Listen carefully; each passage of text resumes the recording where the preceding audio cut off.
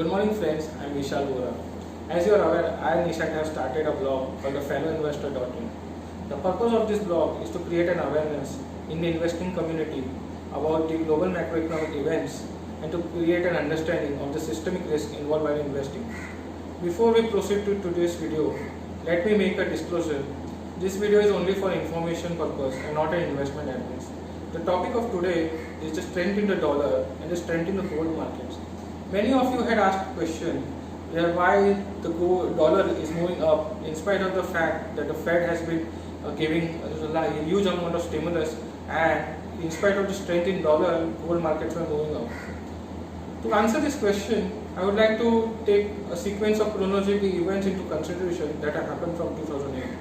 In 2008, the Fed had started cutting interest rates due to the recession, and therefore dollar's index had started moving down.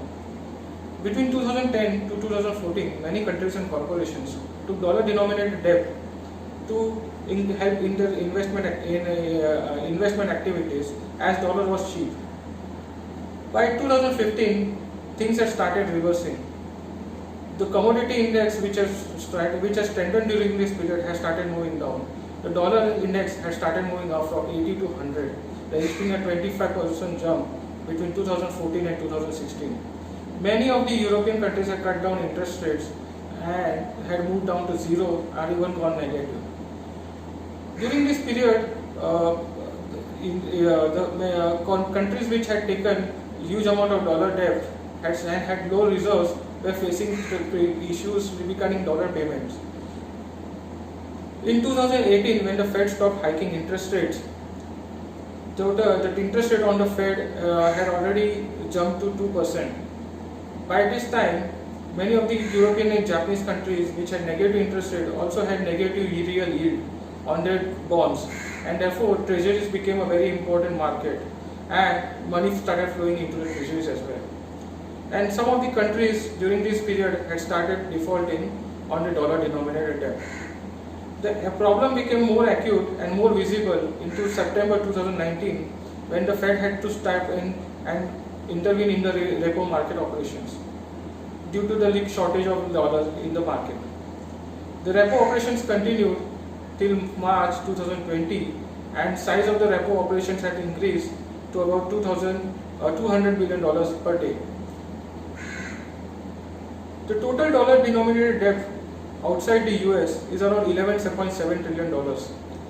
By 2025, $2.5 trillion of debt is to be paid back. And the total dollar shortage as of March 2020 is around $12 trillion.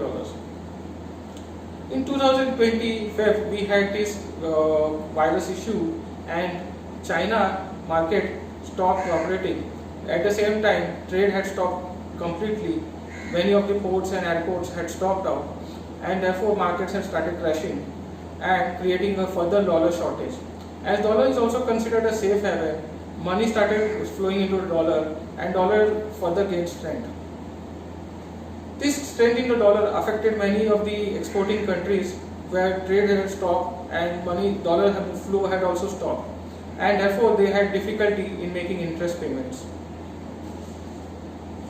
Because of this, many of the countries started selling the dollar denominated assets, and therefore there was a problem in the volatility in the treasury market as well.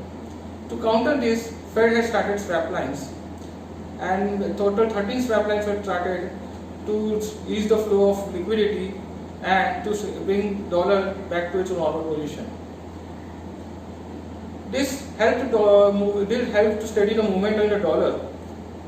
And after that, the Fed had started increasing stimulus packages and giving bailout money, as well as increasing the bank reserves, and therefore many expected that the dollar will move down.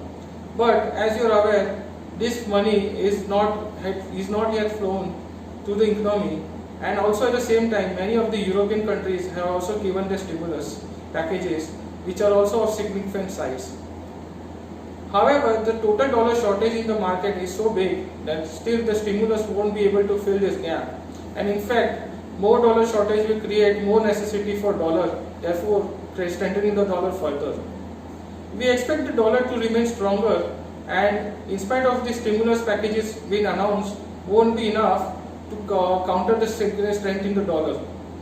In fact, we expect many emerging market economies to face a problem of acute dollar shortage, and the strength in the dollar will further exacerbate the problem. Our understanding is that the dollar index will start moving down after a period of time. It's typically 2 to 3 years.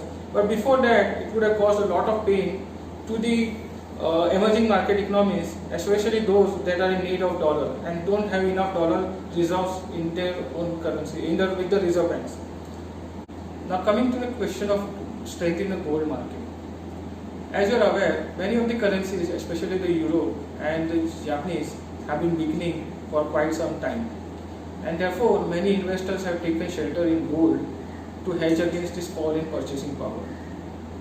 Also, some of the emerging market economies, especially Russia and China, have hedged their currencies by increasing the gold reserves against the movement in dollar. Many hedge funds have used gold as a portfolio hedge against volatility risk and currency risk and the risk in the market. Also, real yields on global debt has been negative for quite some time, especially the Europe and Japanese region. Hence, total of $17 trillion of the debt is yielding negative, and hence gold is very attractive for those people who wanted to invest in debt. Further, there is a concern that deficits and debt have been increasing for the past many years. Total global debt is around $255 trillion, and hence many are worried that this will never be paid back, and this quantum of debt will create further issues in payment, and hence creditors might be at risk as well. So these factors are helping gold to strengthen. The only real problem to gold, or the only real threat to gold, is if interest rates start moving up and push real yields to positive zone. But if interest rates start moving up, interest payments on debt will balloon and further cause a spike in default rates. And therefore, many countries or central banks will try to cap the real yields, and hence gold will have a smooth sailing during this period, as no central bank would want to raise interest rates in this time period. Hence, gold is expected to remain strong till this currency issue is resolved. I hope I have resolved your queries. In case you have any further queries, you can always contact us through the email which has been provided on the website, or do put your queries in the comment section, and we will be happy to answer those if required. Thanking you and looking forward to see you again. Goodbye.